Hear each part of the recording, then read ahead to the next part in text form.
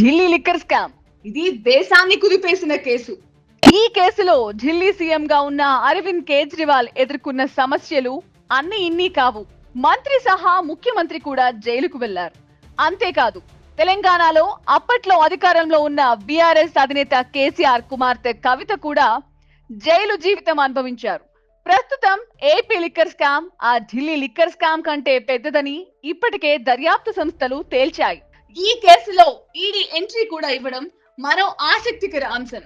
2019లో YCP హయాంలో ఈ liquor scam జరిగిందని, వేల కోట్లు దేశం నుంచి అక్రమంగా తరలించారనే ఆరోపణలున్నాయి.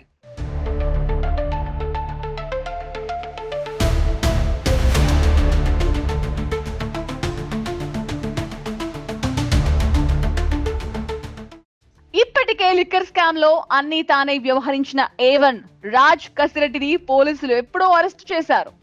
ఆయన వాంగ్మూలంతో గత ప్రభుత్వంలో సీఎంఓలో కీలక అధికారులుగా పనిచేసిన రిటైర్డ్ ఐఏఎస్ ధనుంజయ్ రెడ్డి, మాజీ సీఎం ఓఎస్డి కృష్ణమోహన్ రెడ్డిని కూడా అరెస్టు చేశారు. అంతేకాకుండా బాలాజీ గోవిందప్ప అనే auditor, Bharathi Cements permanent director ను రిమాండ్ కు తరలించారు. ఈ ముగ్గురి అరెస్టుతో సిట్ నెక్స్ట్ స్టెప్ ఎవరనే ప్రచారం జరుగుతోంది. వాస్తవానికి వైసీపీ హయాంలో ప్రభుత్వమే మద్యం దుకాణాలు నిర్వహించింది. దాదాపు అన్ని డిస్టిలరీలు వైసీపీ అధినాయకత్వం కనుసన్నల్లోనే నడిచాయి. వైసీపీ హయాంలోనే నకిలీ బ్రాండ్లు మార్కెట్లోకి వచ్చాయని, వాటి వల్ల ఎంతో మంది తమ ప్రాణాలు కోల్పోయారని అప్పట్లో జనసేన, టీడీపీలు గట్టిగా విమర్శించాయి.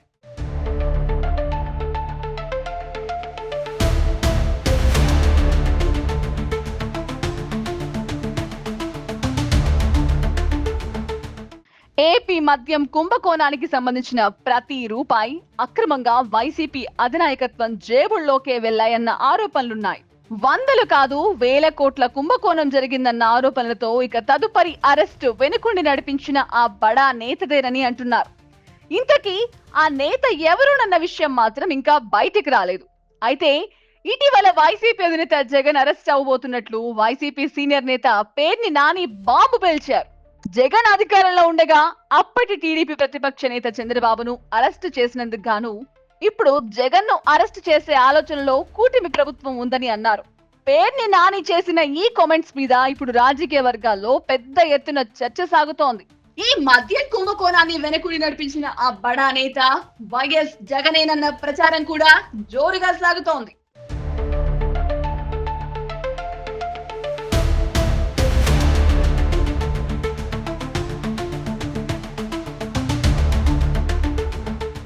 తాజాగా ప్రధాని మోదీతో మంత్రి నారా లోకేష్ భేటీ అయ్యారు. కడపలో నిర్వహించనున్న మహానాడుతో పాటు పలు కీలక విషయాలు లోకేష్ చర్చించినట్లు సమాచారం. ఈ నేపథ్యంలోనే లిక్కర్ స్కామ్ అనుకున్న బడానేత విషయాన్ని కూడా ప్రస్తావించారని రాజకీయ వర్గాల్లో వార్తలు వినిపిస్తున్నాయి. మొత్తానికి లిక్కర్ స్కామ్ లో ప్రధాన సూత్రధారులు, పాత్రధారులు అరెస్ట్ కావడంతో నెక్స్ట్ ఏంటన్నదే మాత్రం ప్రస్తుతం సస్పెన్స్ గా మారింది. ఏపీ మద్యం కుంభకోణాన్ని వెనకూడి నడిపించిన ఆ బడా నేతను అధికారులు ఎప్పుడు అరెస్ట్ చేస్తారో తెలియాలంటే వేచి చూడాల్సిందే మరి.